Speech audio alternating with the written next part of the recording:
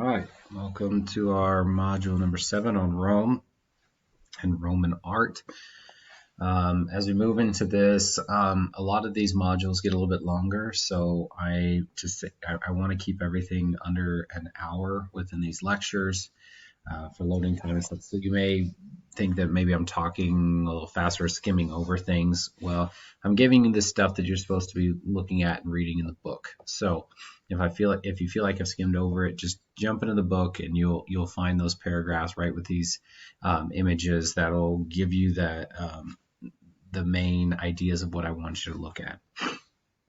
But to get into Rome, we talked a little bit about it with the Etruscans and how the Etruscan really founded Rome, how they were the first kings, but then the Romans that were there, those that were originally in those villages, right, they eventually pushed them out because the Etruscans were very militaristic. So, you know, as they begin to start, they create this republic, right? And this idea is very revolutionary, and it's going to continue until we hear of Julius Caesar and where he becomes a dictator and such. So it's just important to know that this is the first civilization that's really formed a government in this way, and with doing that, it will allow just some newer ideas and will allow for them to sort of advance in ways as a society that hadn't been done before, especially when it comes to a growing society and how they sort of absorb or when they're taking over in regards. So it's very important to know that within any of these pieces, we're going to be mentioning a lot of like Rome is a sponge.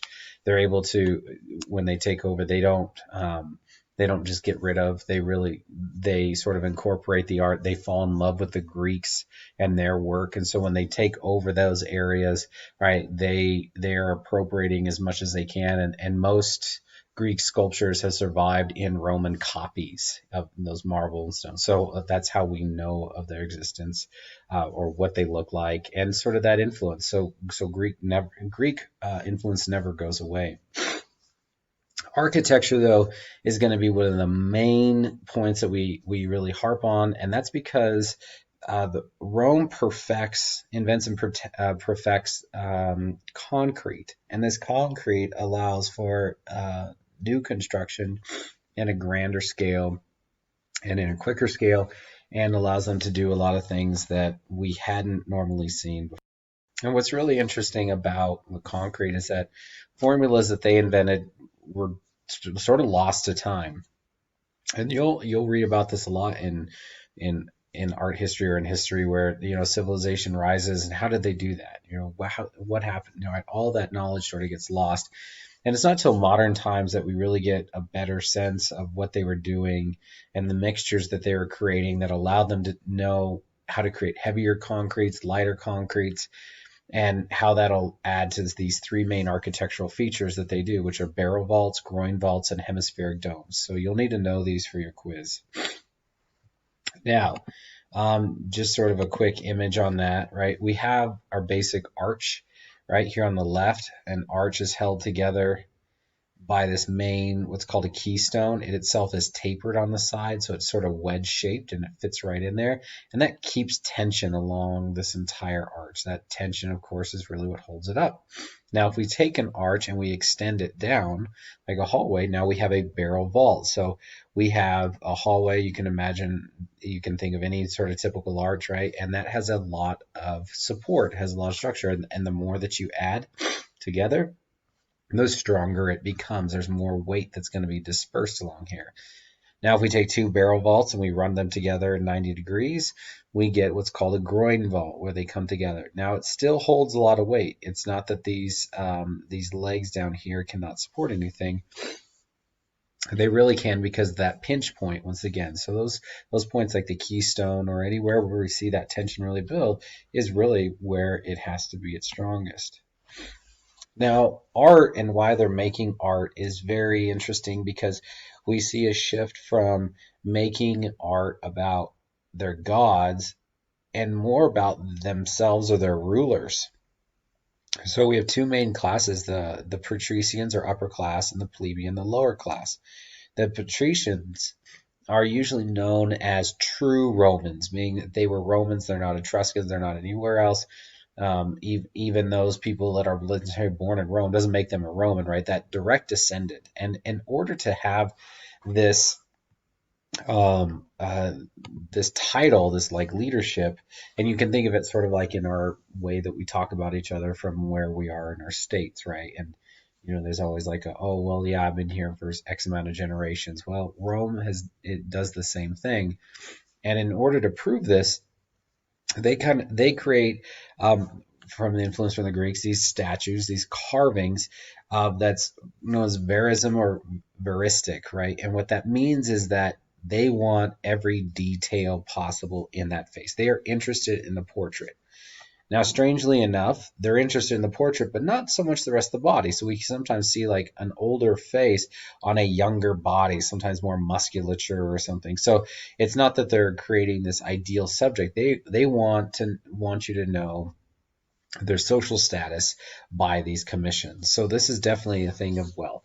But it's also like if we think about it, if you walk into a Roman's home, you'll see several heads, and we may think, oh, that's kind of grotesque. But well, photography's not invented yet, though. So we do the same thing. You look all over our walls, and we have all these pictures of family, past and present, and that's what they would have. They would have these things carved, right? And so here we have an individual, and he's showing his lineage, like where he came from, where who his parents are, that sort of thing. Sorry about that. And so what we're seeing is more of this like proof of they are who they are, right? I have the ability to show you in a lineage of here's the portraits of my parents, and I have all this going back, plus the money it takes for me to have this. So that's what's going on with their art. It's not so much of this like glorification to deities. Now, there are two specific films on your Moodle shell about Pompeii. You need to watch those. One is more of like a quick animation just to give you an idea what's going on.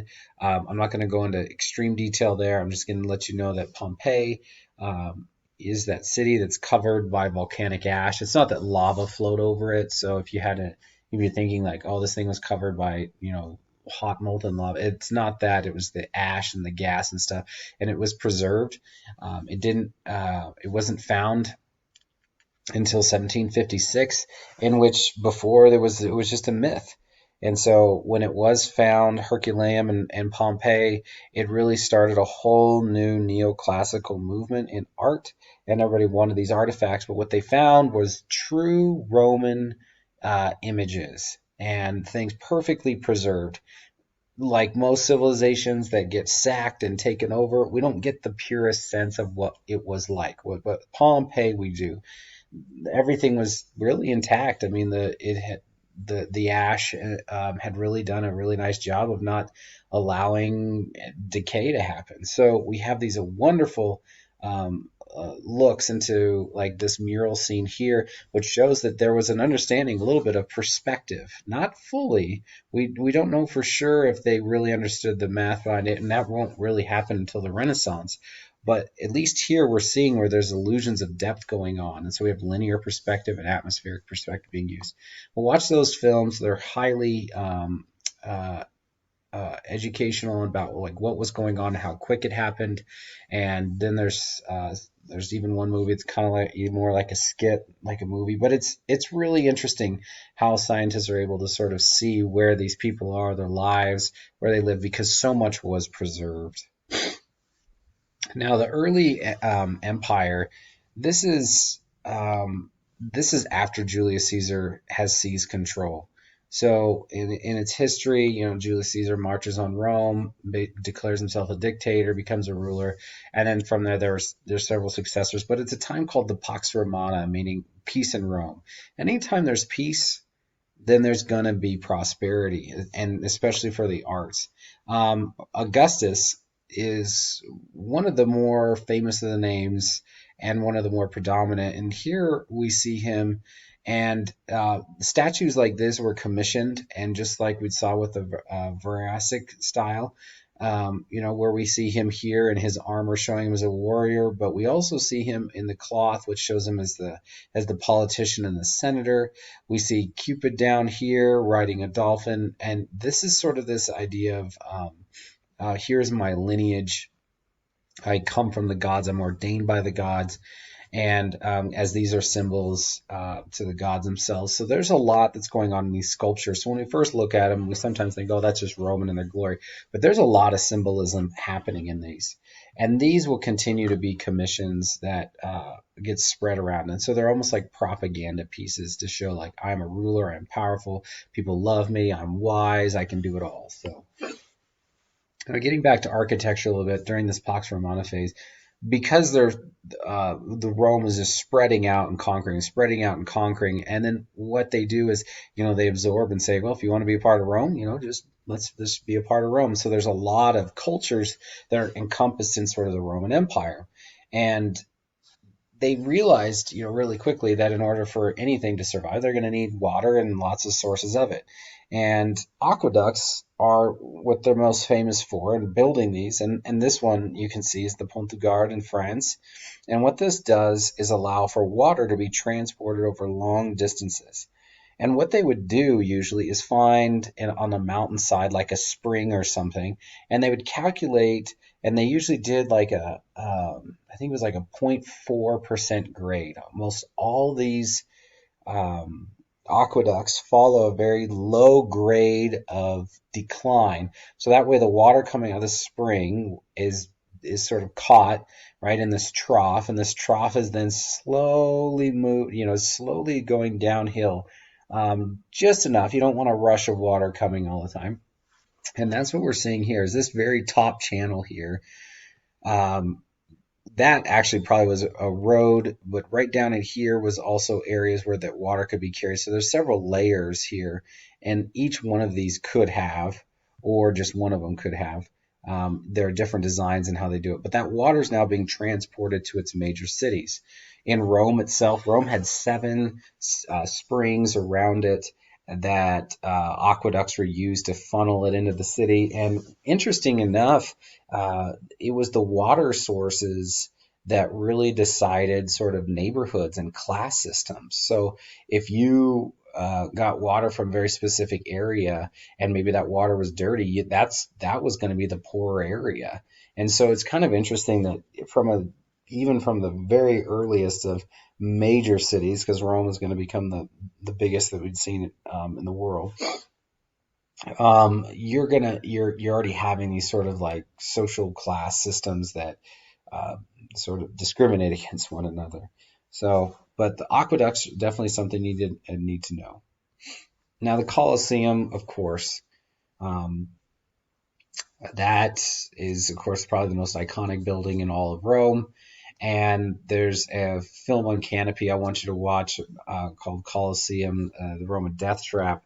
And what it talks about is why this is built and where it's built. To give you a little bit of history, Emperor Nero was not well liked, and he wanted a new palace, and so he needed the people in that area of Rome to move, and they wouldn't, of course, and nobody liked Nero. So he, as rumor has it, had the area set fire and burnt down, so that way he could then clear the land and build this massive palace to himself. Well, after it was built in a few years, he just continued to make terrible, terrible decisions, and some people say he was even murdered by his own guard. Others say the guard just let people come in and kill him.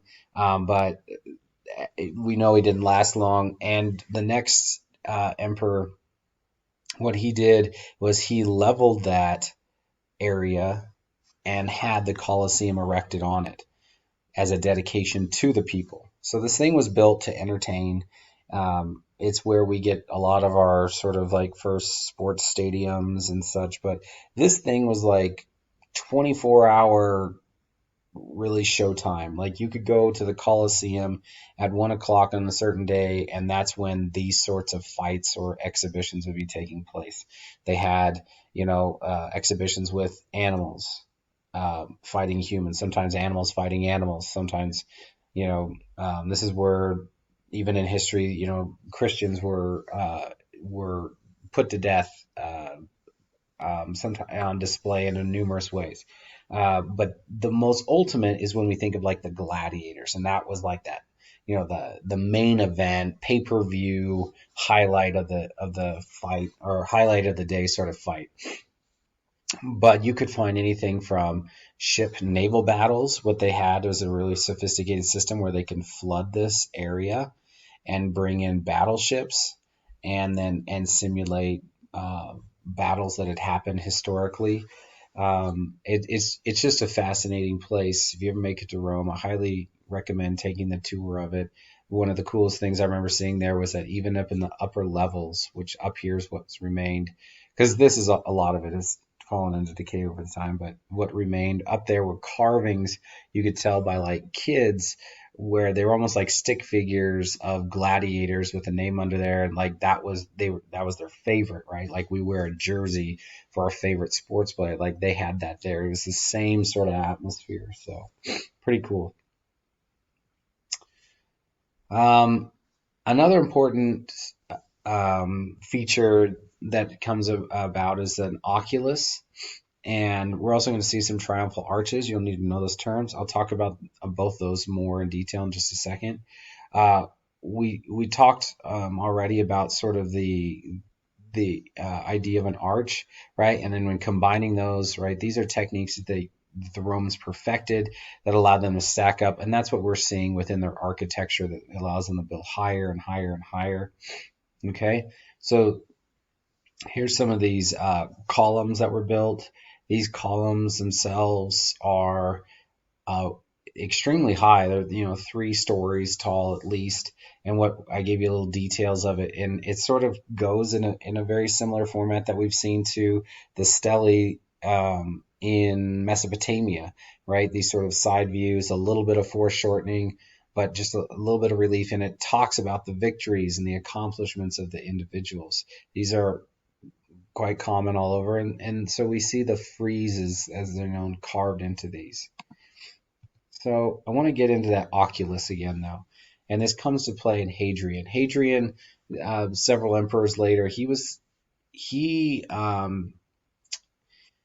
he's he really sort of brings a new height into Rome. But this is going to be happening also at a time when things are also going to be kind of tick tock winding down for Rome as well. But Hadrian himself, he sets to work and creates what's known as the Pantheon. Don't get it confused with the Parthenon, but the Pantheon.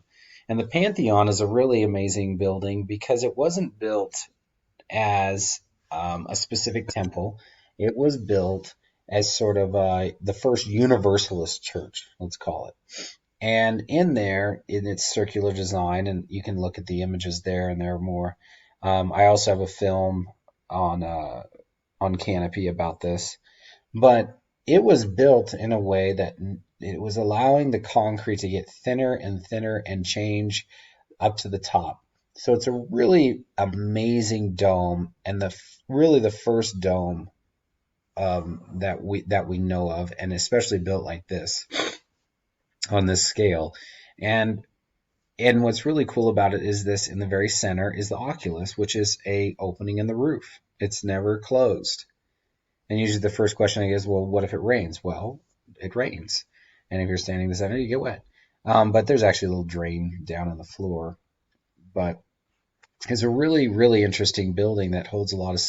Okay, so when we look at in here, we see a lot of Greek elements. We see these Corinthian columns that they're highly decorate. We see, that same sort of style that would have been on a Greek stoa, or even their temples. So they're borrowing a lot from the Greeks, but they're making it distinctly Roman. Because as we move up, we notice all these sort of depressions in the wall. Now, these are not serving necessarily any more specific purpose besides decoration. But when we get up to these that are called coffers, these are indentations in the ceiling. What they're doing is not only adding decoration, but they're also reducing weight. They're able to remove that a little bit of material as it moves up, and so that ceiling gets a little bit thinner and thinner and thinner as it gets to the top. Now, um, This place is still open to the public. It's gone through a lot of different remodels. If we look out in the front, we can see what looks to be very much sort of entering into a Greek temple, but we get that 360-degree view, and it's completely unintrusive. Where we think of something like the clerestories or something that had a lot of pillars, and so that ceiling would have been as open. But yeah, there are tombs inside of this place now, and it's very much in the center of a gathering. So it's very much just for the people and about the people.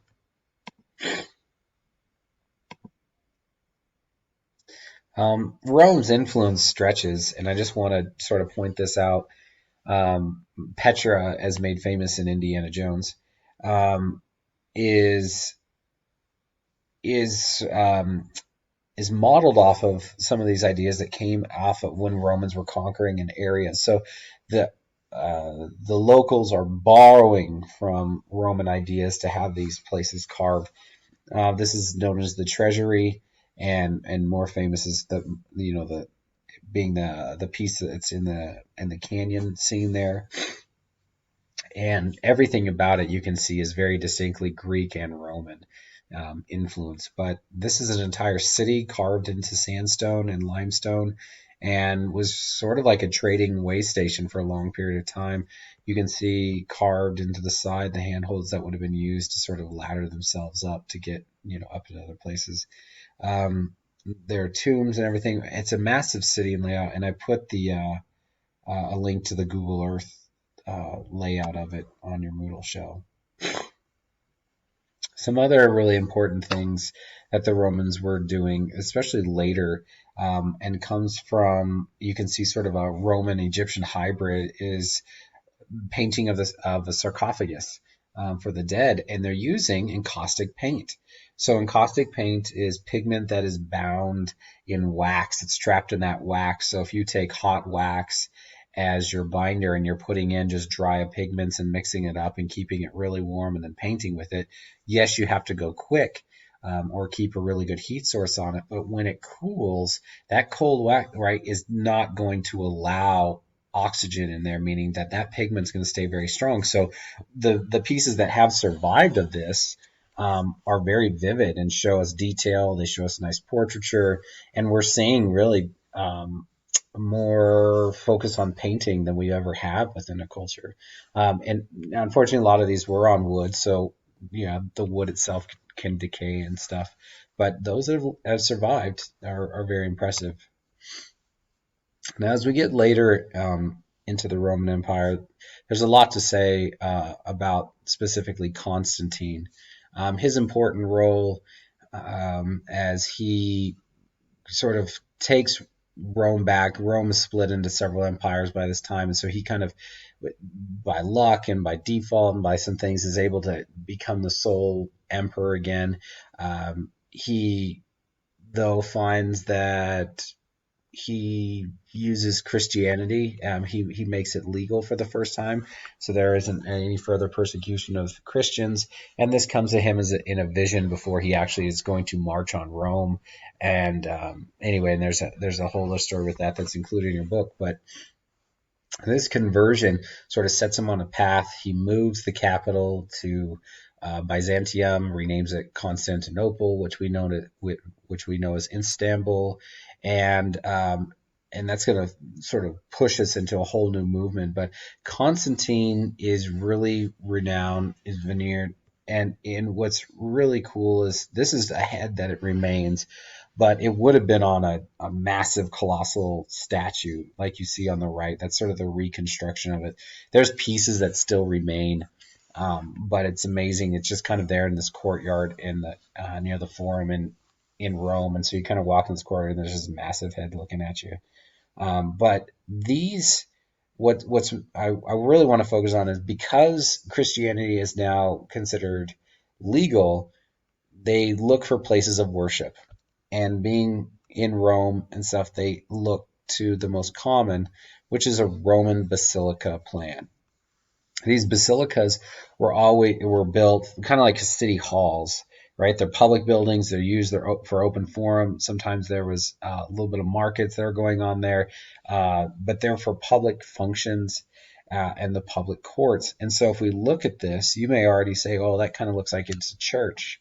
Well, yeah, I mean, that's where this model comes from. So because Constantine says, hey, you can now worship out in the open, they need to find places to do that. And they start using Roman basilicas at first and using those models. For what we will study later that will become the cathedral. So these are the main points I want you to take out of Rome. Please check out the films. They fill in a lot of gaps. There is a lot of information about Rome. There's so much history that's there that we could spend an entire semester on. So